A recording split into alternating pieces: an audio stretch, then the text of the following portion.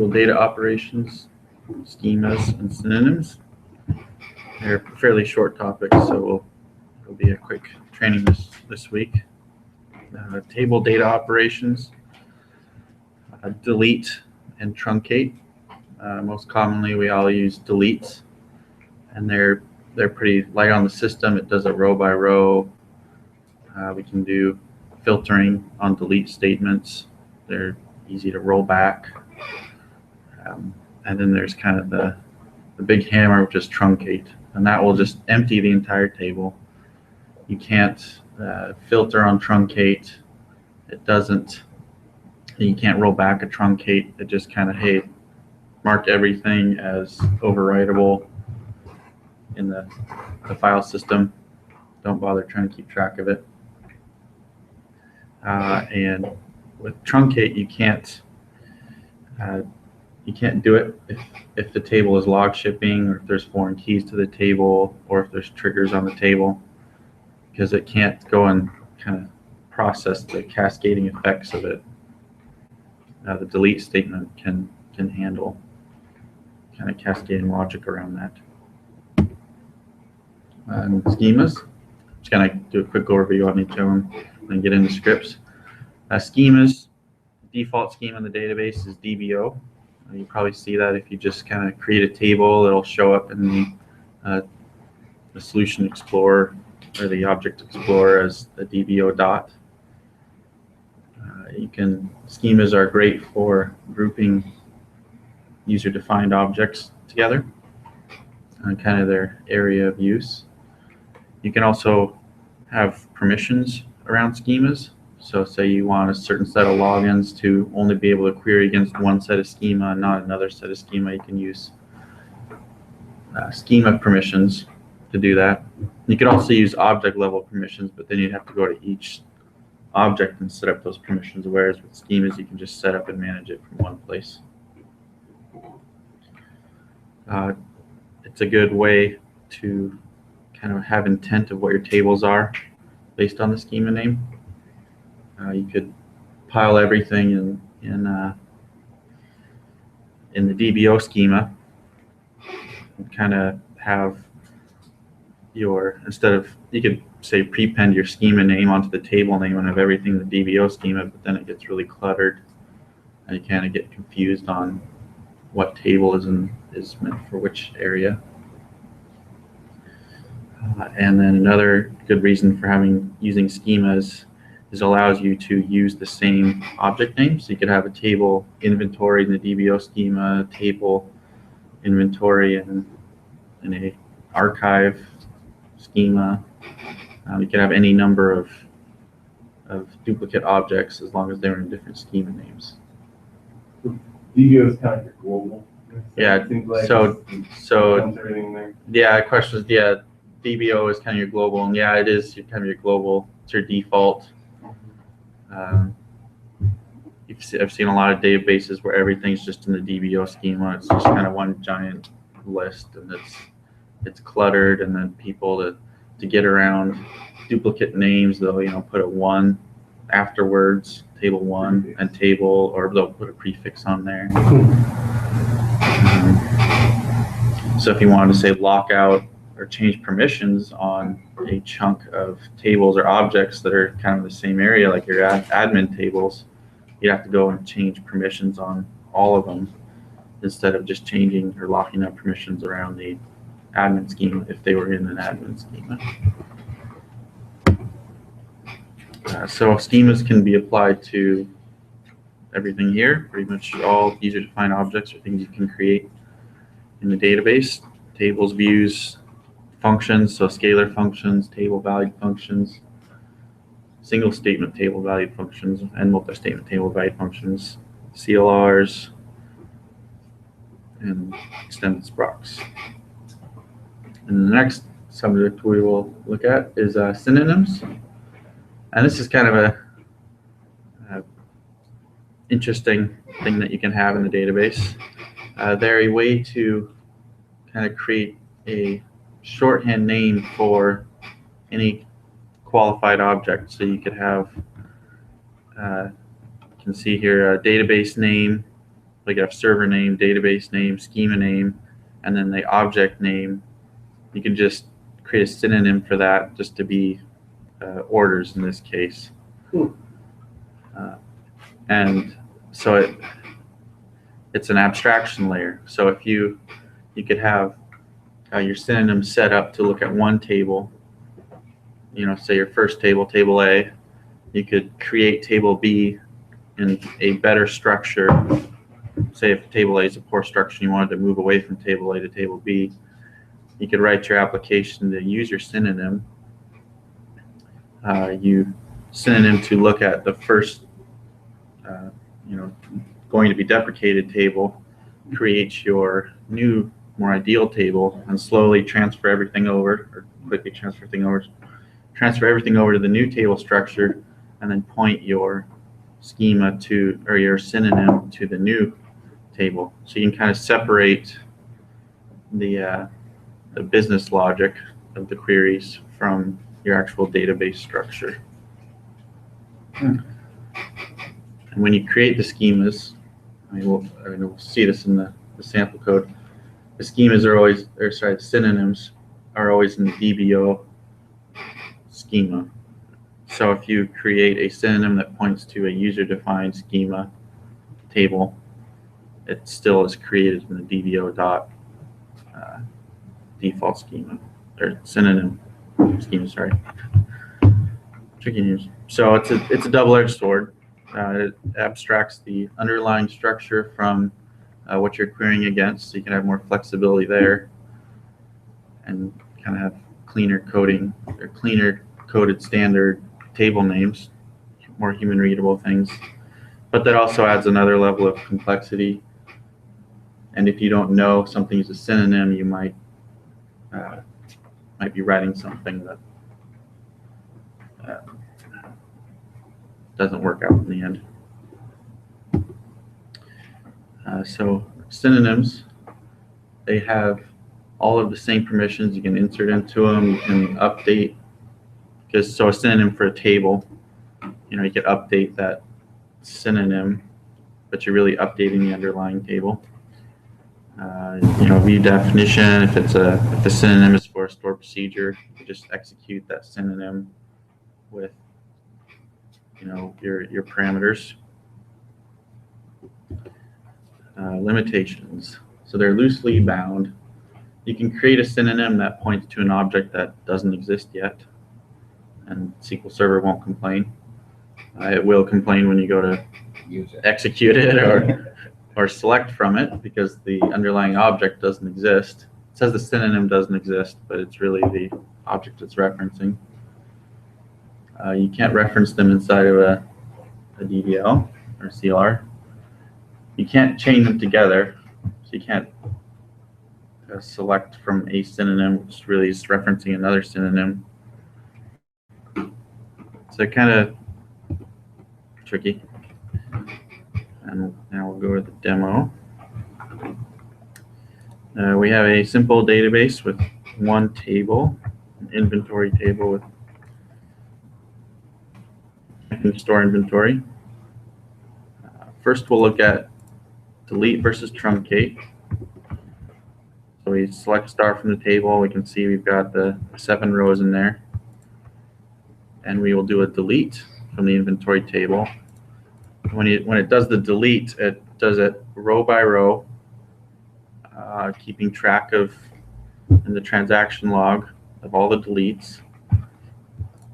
And there's an identity. This first column on the table, inventory ID, is an identity value.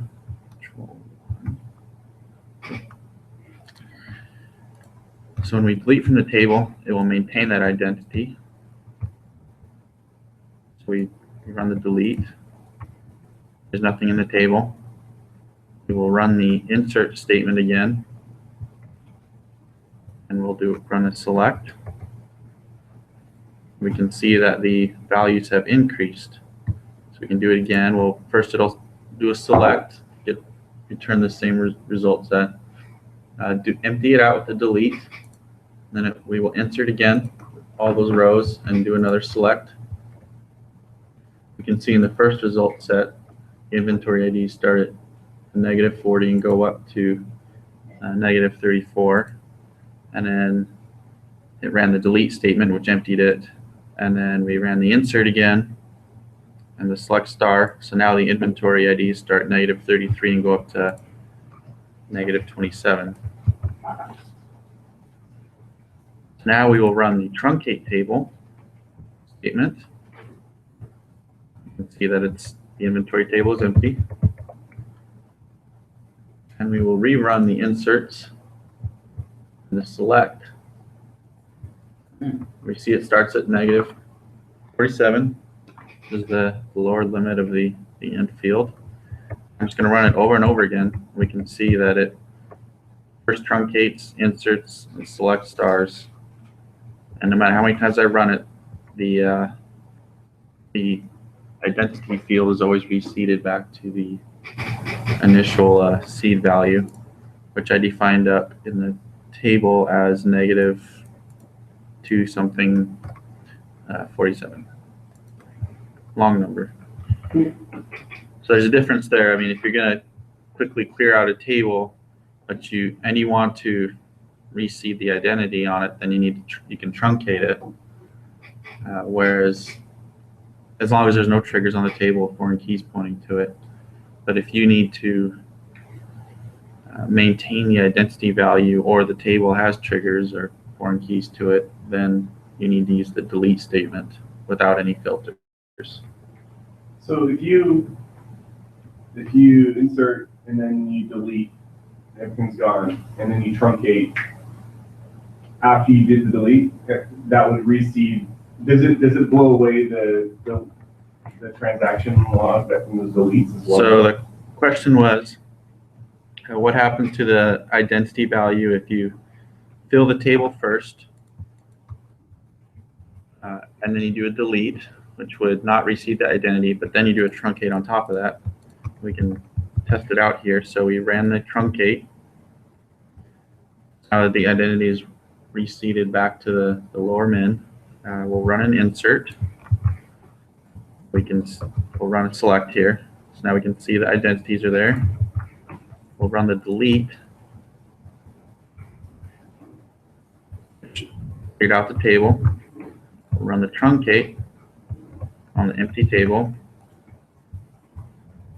Still empty. Now we'll run an insert. See where the identity values were at. We'll run the select and the truncate. Deallocated anything associated with that table and reset the identity value back to the lower min. Does that remove the history from the delete, though? To like when you do the delete, it's tracking those deletes. Yeah, I believe those are still kept around. It was just the action of what it was deleting when it was truncating. You can't roll back truncating, and there was no rows that you were truncating anyway. So any questions on delete versus truncate?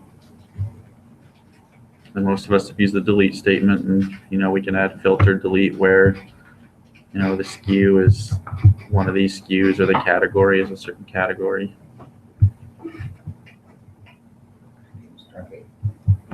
Do you have like suggestions for when you use which? Because the performance is quite different on a big table. Mm-hmm. Like a truncate is way fast, and delete can take a long time on a big table, but you lose the transaction log and all those things, right? And the limitations. Yeah, if you needed to clear out a table and start over from scratch with the table and disregard any side effects in your database business logic because of that, then truncate would be faster or better because it's faster and you don't need the history. You're not going to worry about rolling it back. But if you wanted to empty out a table and have the ability to roll it back, then you would use the delete statement. If you were in a log shipping scenario, you would need to use the delete statement as well, so it could record those transactions and replay them on the secondary servers. I've always used the truncated one, like, just for that receiving capability, so you don't have to do the, unset the. Yeah, switch Very to just like good. single, or Yeah. single identity, or It's yeah, way easier to say truncate. yeah. Okay. Were you saying that you can't roll back truncate even in a transaction? Is that true? Probably true. I think that's probably true. We can try it. See here. Sure. So let's just try it. We'll insert.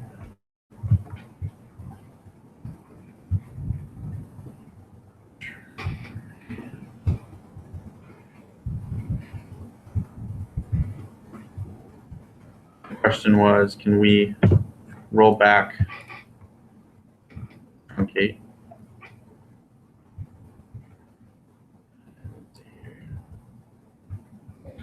You can. Yeah, it doesn't. Just wrong. Yeah, guess wrong. I was hoping you could here Mm-hmm. not be able to roll back something. That's scary. Yeah. On the schemas. So the syntax for creating schemas is just create schema, and then the name of the schema that you want to create. So we can run that. We still, let's see, do we still have this one? We do. Okay. We still have dbo.inventory. We're going to create store.inventory. Let's say something happened and our inventory was totally wiped out. So in the real world. So now we want to create another, but we want to keep the data there. So we're going to create a store.inventory in a new schema to kind of have two sets of the inventory table. Yeah, we'll keep the DBO inventory table as a backup. But moving forward, we're going to put our inventory information in a store schema. So we just recreate the same table structure. Store .inventory. Create that table, insert into it. If I left this off here, it would assume the DBO schema. You can see there in the little pop-up table query training.dbo.inventory. So that's why it's always best practice to, if you want the DBO schema to have DBO on there, be explicit with what kind of table you're going to enter into. And especially on any queries that you write, because I've seen this before where someone doesn't put the schema on tables that they are referencing, and someone adds a column onto a table. That was the aliasing issue. Someone adds another table in a different schema, and then you'll have issues. Your queries won't be, your tables won't be pulling from where you were expecting them to pull from. They'll be pulling from the default database schema, which is DBO. Another reason to always just use a schema. Yeah, just always put the schema on there. There's a lot of like in this case, when I'm typing it, it automatically populates it, and that's because I'm using the SQL prompt tool. So did we insert into that table? Not yet. No, we didn't. Okay. Now we will insert into the store.inventory table.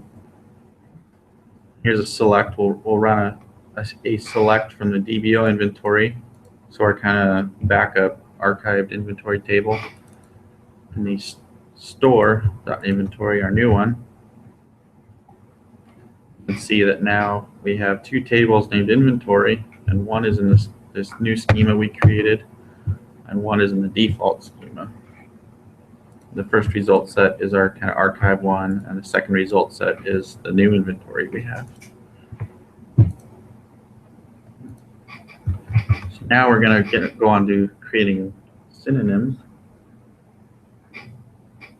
And the syntax for that is just create synonym, and we're going to do old store for dbo.inventory. Now we can do a select star from old store or a select star from dbo.inventory, and we can see that it returns the same result sets. Because when the query engine goes to resolve this synonym, it just looks at wherever the synonym points to, DBO inventory.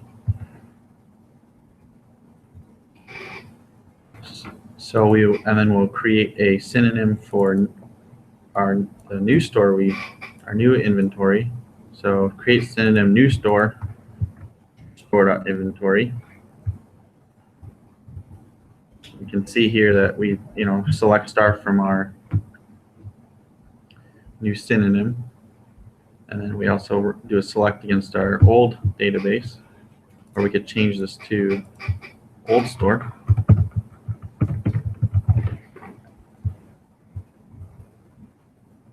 See, we get the same results now. We're not using the schema, referencing the schema in the table name that we're selecting from. We're just doing it kind of at a high level.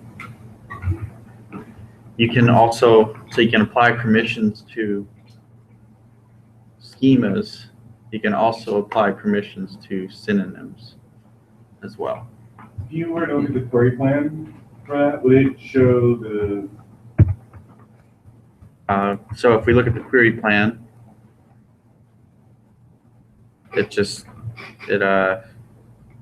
says select star from new store, but that's the synonym. So we can see here that it was a scan on the inventory table.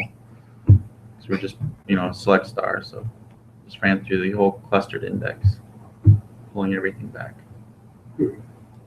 There's no like translate synonym to, object name. There's no resolve step that occurs in the query plan. So as I mentioned, the new store synonym is looking at a user-defined schema. So what schema does it exist in? It exists in the DBO schema. So that's kind of tricky. It's all in one place, and I guess that makes it easier. So you can just do a select star from, and you don't need to always put the schema name on there. Any synonyms you create are always in the DBO schema, but they can point out of the DBO schema to other schemas. Could you prepend it with synonyms out? Yeah.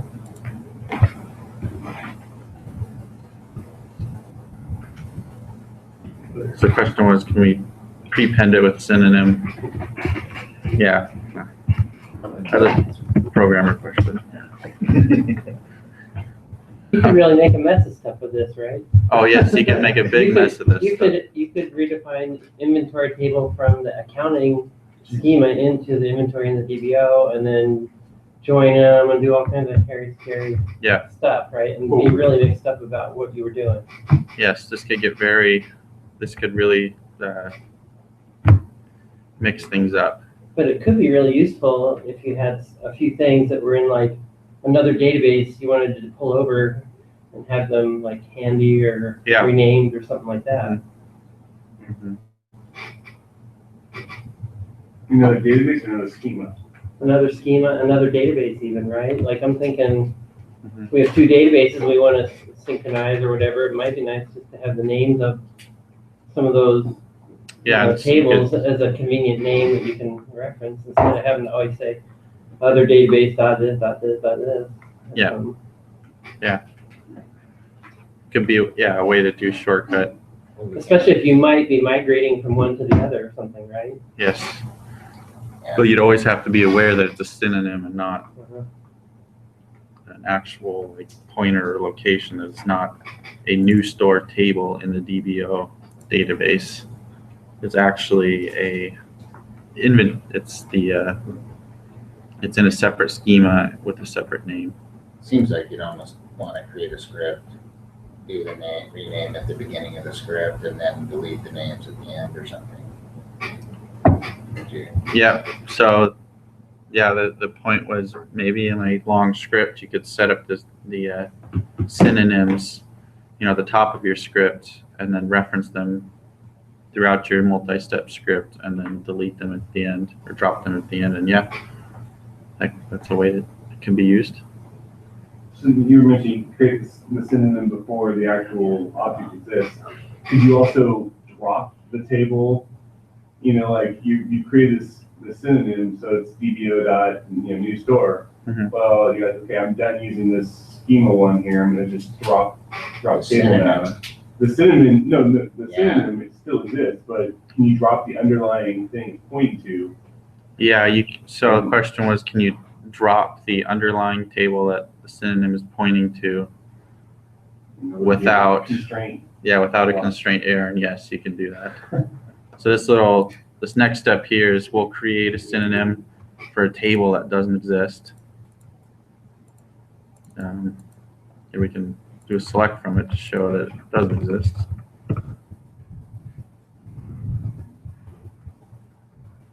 So that table does not exist, but we can create a synonym for it. So we'll select star from our synonym. It's a synonym feature reference to table refers to an invalid object. So that's another danger of them as well. You don't know if there's synonyms pointing to this table that you're dropping. Yeah. And then you go and drop it, and then now you've broken some queries upstream that you don't. Well, they can point, a synonym can be more than a table, right? Mm-hmm. So it's even probably more likely like a stored proc or something would get changed or moved or lost or renamed or something. Mm-hmm. Than even table. Yeah. So nobody's referencing the stored proc anymore. So Yeah. I'll drop it, and oh wait, there's a synonym that. Yeah. Exactly. So how do you drop the synonym without dropping what it refers to by accident? You can just drop the synonym. Because if the synonym references a table, and you drop table. Right. Yeah. So when you drop the synonym, it's not dropping the underlying table. It's just deleting that loose link. But you can delete what the loose link is and not have a constraint. Like usually if you're trying to do a drop and there's a more key constraint, it wouldn't let you drop it, right? Because it would say, oh, yeah, that would break other things. Yes. Do synonyms show up in SQL search? We can try that out. I didn't try that. SQL search synonym. What was the question? So the question was, do synonyms show up in SQL search? And SQL search is a free tool from Redgate, which makes your life easier if you're ever looking for anything in the database. And yes, they do. They show up. One cool thing I just found out about SQL search, this latest SQL search, you have to have the latest. I think this is SQL Search 3 to work with SSMS 2012 or 2014. But now you can choose one or many or all databases or object types. Whereas with the previous versions, you can only search one database at a time. So synonyms do show up.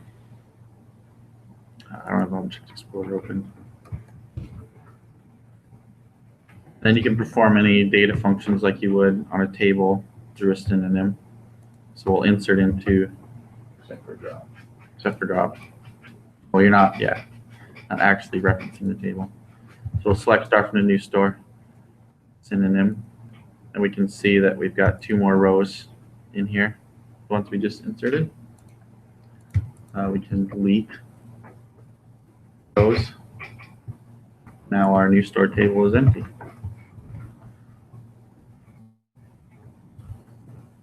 That's just kind of a quick overview on